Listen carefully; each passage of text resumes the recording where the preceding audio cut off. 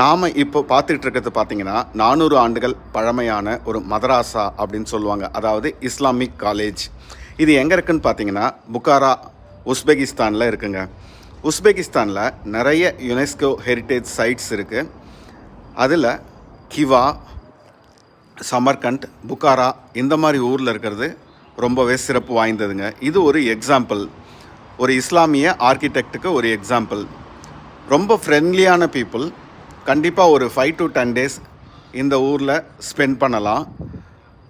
2000 வருஷங்களுக்கும் மேலான பழமையான வரலாறு இருக்குது, ஹிஸ்ட்ரி இருக்குது.